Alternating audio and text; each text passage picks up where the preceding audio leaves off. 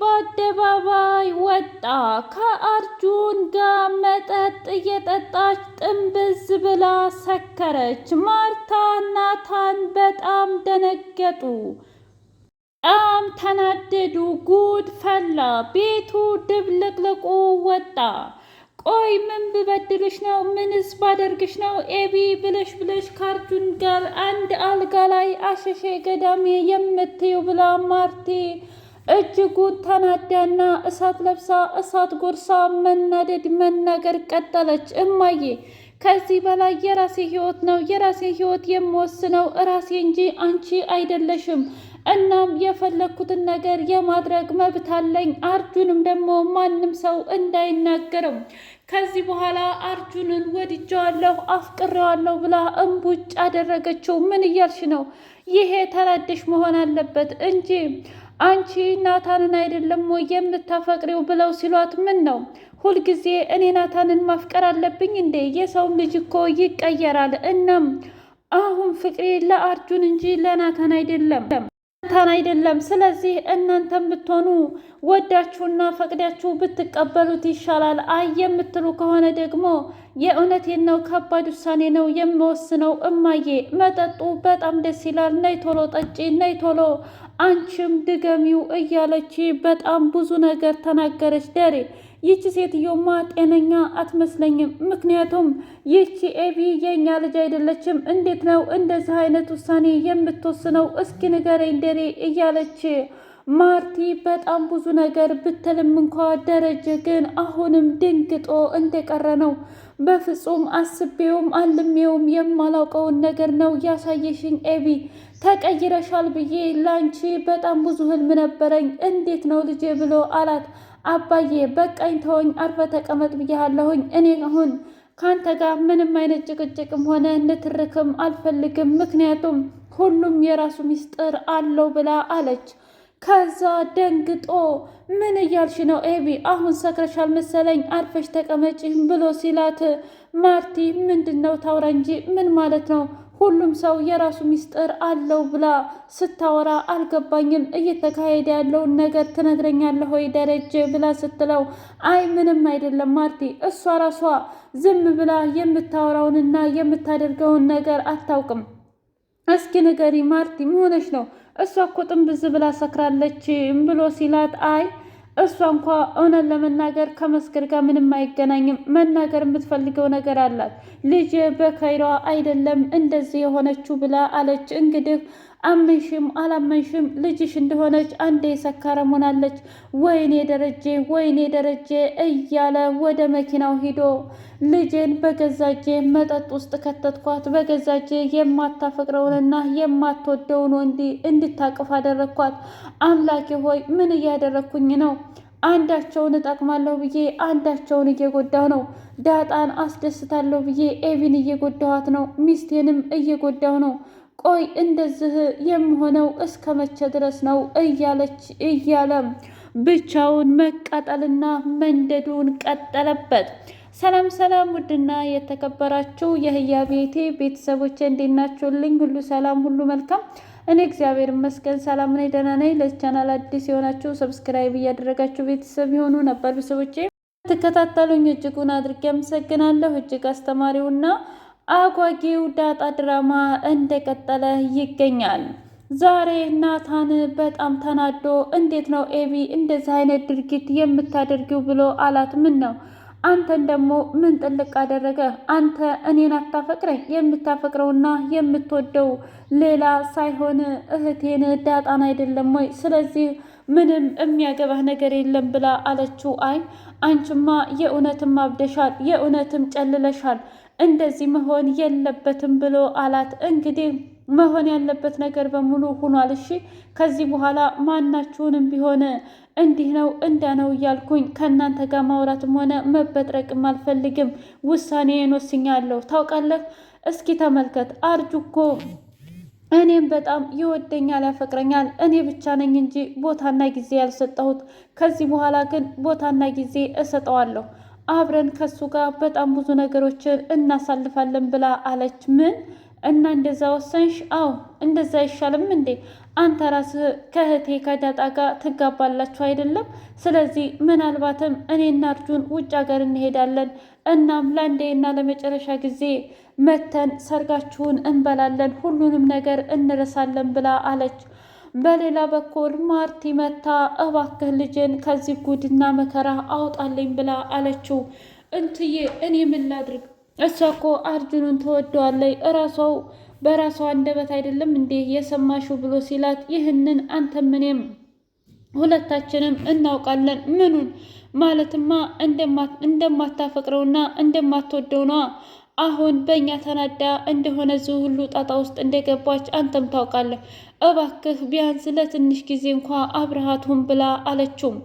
በሌላ በኩል ዳጣ እኔ ነኝ እዚህ ሁሉ የእህቴ መንስኤ እኔ ነኝ፣ መሄድ አለብኝ ከዚህ ከቤት ከእናቴ ጋር መኖር አለብኝ ብላ ስትል ደረጀ ተቆጣ። የምትሄጅበት ምክንያት ካለሽ እንጂ ለምንድን ነው የምትሄጂው ብሎ ሲላት፣ ምንም ቆይ አንቺ ኤቪ እንደዚህ መሆኗ ያንቺም እጅ አለበት ወይ ብሎ አለ። ምን እያልክ ነው አባዬ? እኔ እንዴት ነው እጅ ሊኖርበት የሚችለው አልገባኝም ብላ ስትል፣ እንዴ ታዲያ እንደዛ ካልሆነ በምን ተናዳ ነው ይህን አይነት ድርጊት ልታደርግ የምትችለው? ምክንያቱም እኔ ኤቪን በደንብ ነው የማውቃት፣ ያለ ምክንያት እንደዚህ ልታደርግ አትችልም ብሎ አለ። አይ እንግዲህ ምናልባትም የራሷ የምትፈልገው ነገር ይህንን ይሆናል፣ አርጁንንም ወዳውና ፍቅራው ሊሆን ይችላል ብላ ስትናገር፣ አንቺ እህትሽን እኮ ነው የምትናገሪው፣ እንደዚህ እንዳልሆነ አንቺም እኔም ሁለታችንም እናውቃለን፣ እባክሽም ብሎ አላት። አይ በቃ አባ ከዚህ በላይ እኔ ምንም የማወራውና የምናገረው ነገር የለኝም ብላ ዳጣ ሄደች። ሰላም ሀብትና ንብረቱ ይገባኛል እንጂ በፍጹም ባዶ እጄን አልቀርም፣ ሁለታችሁም እዛ ነው የምታርጉት ብላ ስትል፣ ዳጣ ጉድ ያፈላች። ትሰሚኛለሽ? ይህንን ነገር አርፈሽ ተቀመጭ ከሆነ አርፈሽ ተቀመጭ። ሰላም አሁንስ እናቴ ባቶኝ ብዬ ተመኘሁ ብላ አለች። ምን ማለት ነው ደግሞ ይሄ? እስኪ ተናገሪ። ምክንያቱም አባዬ የእውነት ሰላም ለሀብትና ለንብረት ብላ ከመጣች እውነትም ጤነኛ አይደለችም ብሎ ሲያወራኝ ነበር። አሁን ደግሞ ዝም ብዬ ስገነዘብሽ አንቺ ለእኛ ወይም ለወንድሜ ብለሽ ሳይሆን ንገሪኝ፣ ለሀብትና ለንብረት ብለሽ ነው አይደለ? እስኪ ንገሪኝ፣ የእውነት ማርታ አታሳዝንሽም እንዴ ብላ ስትል፣ ስለሱ አንቺ በፍጹም አያገባሽም ብላ አለቻት። ለምንድን ነው የማያገባኝ? ትሰምኛለሽ? ለስንት ዓመት ስትናፍቂያትና የእውነትም ስትራሪላት የነበረችዋ ዳጣ ዛሬ አለሁ። ደግሞ እኔ እንደዚህ በስቃይና በመከራ ውስጥ የሆነ ህይወት አልፈልግም። እናቴ ሰላምም በደስታና ደስ በሚል ህይወት እንድትኖር እፈልጋለሁ። ማንም እንዲያዝን አልፈልግም ብላ አለቻት። እንደዛ ከሆነ ምርጫሽን ምረጪ። አዎ እኔማ ምርጫዬን እመርጣለሁ፣ እመኝኝ። አንቺ በዚህ የምትቀጥይ ከሆነ እኔ ሁሉንም ነገር ትቼ ከእናቴ ሰላም ጋር ነው የምሄደው ብላ አለቻት። ኧረ እባክሽ እሷ በለጠችብሽ እንዴ? አዎ ሰላም፣ የእውነትም አንቺ ለገንዘብ ከሆነ እንደዚህ የምትሯሯጩ በጣም ታሳዝኛለሽ። እኔ እኮ እጎዳና ላይ ያደግኩ ልጅ ነኝ። ምክንያቱም ማጣትንም ማግኘትንም በደንብ አድርጌ ነው የማውቀው። ግን ደግሞ በፍጹም የሰውን ልጅ ህይወት ማበላሸት መቼም ቢሆን እንደማይሳካና እንደማይጠቅም ማወቅ አለብሽ። ነገ በልጅሽ ወይም ደግሞ በእኔ የሚደርሰውን ነገር አንቺ አታውቂም ብላ አለቻት። ኧረ እባክሽ ተይ ዳጣ ተይ፣ ስለማታውቂው ነገር ብዙ አታውሪ ብላ ስትል፣ ከዚህ በላይ ምን እንድል ነው የምትፈልጊው? መቼም ቢሆን እኔ መናገሬን ወደኋላ አልተውም፣ ስለዚህ እናገራለሁኝ። አንቺ ደግሞ የፈለግሽውን ነገር አድርጊ ብላ አለቻት። ማርታና መድኃኒት ወልይ ቤት እጀ ነበር ብላ አለቻት። ምን አበርሽ እንዴ? አሁንማ የእውነትን በጣም ሰክረሻል ብላ ስትል፣ ምንድነው የሰከርኩት? አንቺ እኮ ተኝተሻል፣ ምክንያቱም መድኃኒት አድርገውብሻል ብላ አለቻት። አሁን ደግሞ ሌላ ነገር አመጣሽ? ኧረ ተይ መድኃኒት ተይ፣ እኔ ህይወቴን መኖር ነው የምፈልገው። አሁን ዳጣን ጥሪያትና ሁሉንም ነገር እንጠይቃት። ደግሞ ለምንድን ነው የምንጠይቃት? ምን መሰለሽ የእውነት እናትና አባቷ ማን እንደሆኑ መጠየቅ አለብን ብላ ስትል፣ አትነግርሽም ብላለቻት። ለምንድን ነው የማትነግረኝ? ምክንያቱም ብትናገር ኑሮ እኮ እስከ ዛሬ ትናገር ነበር። እኔ በጣም ብዙ ጊዜ ጠይቂያት ነበር፣ ግን አንድ ቀንም ቢሆን ለመናገር ፈቃደኛ አይደለችም ብላ አለች። ምን?